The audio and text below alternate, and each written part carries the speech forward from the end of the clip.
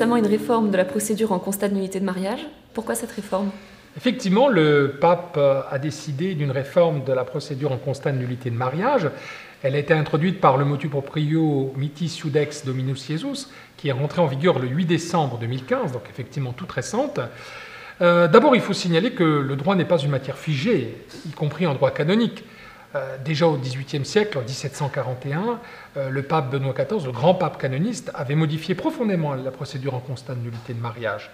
Le pape Paul VI, qui était aussi un pape canoniste, avait aussi décidé d'une réforme importante qui est entrée d'ailleurs dans le Code. Alors, les réformes, j'allais dire, elles ont toujours existé.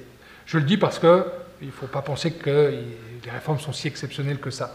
Le droit est une matière vivante. Mais c'est vrai que celle-là, eh bien, vous savez, c'est au fur et à mesure du temps, on ne peut pas s'empêcher d'ajouter des choses. Et au bout d'un moment, on prend deux risques dans la procédure. La première, c'est que finalement, à force d'obliger à certaines choses, certaines peuvent devenir obsolètes, caduques, et surtout alourdissent inutilement la procédure, notamment en termes de longueur de la procédure. En principe, en première instance, il était nécessaire de résoudre en 18 mois un cas de constat de nullité de mariage. En fait, on se rendait compte qu'on dépassait de beaucoup ce délai. La deuxième chose, c'est que la procédure était devenue complexe, mais aussi, dans certains pays, car c'est une réforme de l'Église universelle, elle éloignait les justiciables. Dans certains pays où il fallait aller très loin pour pouvoir faire sa déposition.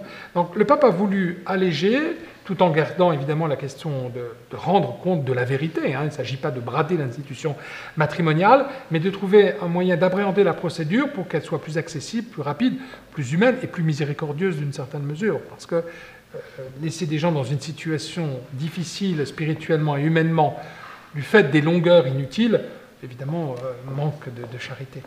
Et alors du coup, quels changements ont été opérés par cette réforme? Alors ils sont assez nombreux, je vais retenir 3 points parce qu'on ne peut pas tout dire. D'abord, c'est qu'il est désormais possible d'avoir un constat de nullité de mariage avec une sentence unique. La réforme du pape Benoît XIV avait exigé une double sentence conforme. Il fallait donc que 2 tribunaux statuent dans le même sens pour qu'on puisse constater une nullité de mariage.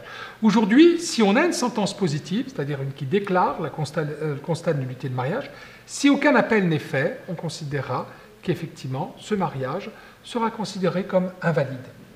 Après, on a voulu aussi promouvoir une certaine célérité de la procédure lorsque les faits de l'enquête sont tellement évidents qu'on devrait pouvoir constater plus facilement et plus rapidement. Alors, il y a une procédure brève devant l'évêque diocésain. Je disais la semaine dernière que l'évêque était le premier juge de son diocèse. En voilà une illustration. Donc, une procédure plus brève qui va permettre de constater que la validité du lien matrimonial de façon plus rapide et plus simple. Enfin, il faut quand même le dire, c'est qu'il y a possibilité désormais qu'en première instance, on n'est pas un tribunal collégial. Habituellement, les constats de nullité de mariage sont jugés par 3 juges. En cas de pénurie, on va pouvoir les juger à juge unique.